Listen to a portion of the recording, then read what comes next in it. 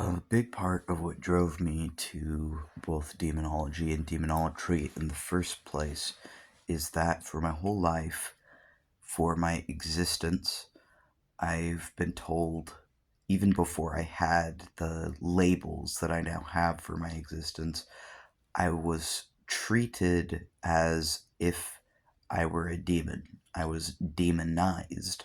I was treated poorly and wickedly, and I was told that who I am is wrong, that I will never be enough, and that nothing I ever do can change that. I was tortured for the first 22 years of my life before being disowned through a text.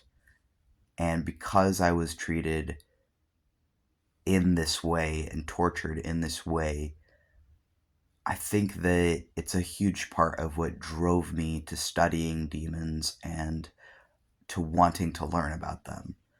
Because I was told that my existence as both a disabled person and a queer person makes me like wrong.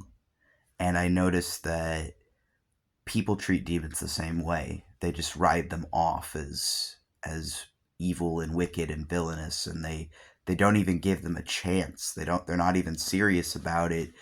Even some demonologists just immediately go to trying to make them leave a space, immediately go to assuming the worst, immediately treat them with hostility and fear.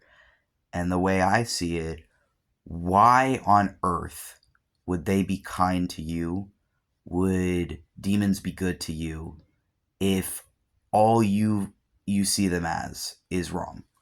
If you're not even willing to try and approach them with an open mind, if you're immediately scared of them, if you're immediately assuming things about them, why would they be nice to you?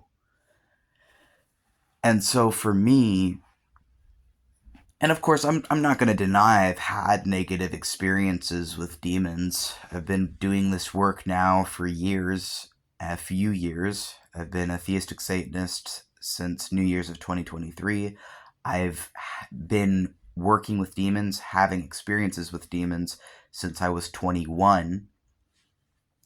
And I more just generally found out about the occult at 20, or started to learn about it, but I was not really practicing it until 21. So now that I'm 25 and I've been a magician or occult sorcerer for a couple years now, and I work with demons, I think that my experiences have given me the ability in a way to have a calmer and kinder and more real relationship with my demons, because the way I see it, I'm closer to them than I am to most people, and I relate much more to the average demon than I do to the average ghost. And I think it's because people have always treated me very, very cruelly and wickedly for my whole life.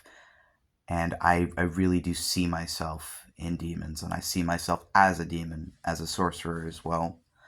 And as someone who experiences DID, or plurality of consciousness, our headmates do see ourselves as spirits, and most of us present as non human spirits, even though, of course, we are a human. We were born a human, lived a human, and we are physically human, but spiritually, we see ourselves as more than only human. And I think that when I'm with demons, it brings me a kind of peace that I don't really feel anywhere else. And a lot of the times, I'll hold the demons close to me in my mind, or project an image of myself to them, holding them, for the ones who I'm very close with. And I just feel their energy, and I just am still and quiet and calm, and I just feel them. And it brings me peace, and it brings them peace. And I've found that even for the ones who are difficult and who maybe have been through some stuff and it's caused them to lash out or other things, even for the spirits who are hard and unbalanced, I find that approaching them with love and compassion is the best way to get them to stop lashing out or fighting or whatever it is that that is the symptom of their unbalance. And I think that there's many spirits I've helped to find balance because they just needed someone to care. And I think that sometimes spirits get stuck. Sometimes spirits get stuck with me. Sometimes spirits get stuck in places or objects or other things. And sometimes I'm able to help them. And sometimes I'm not able to free myself of them, but I can free a place of them by taking them into myself.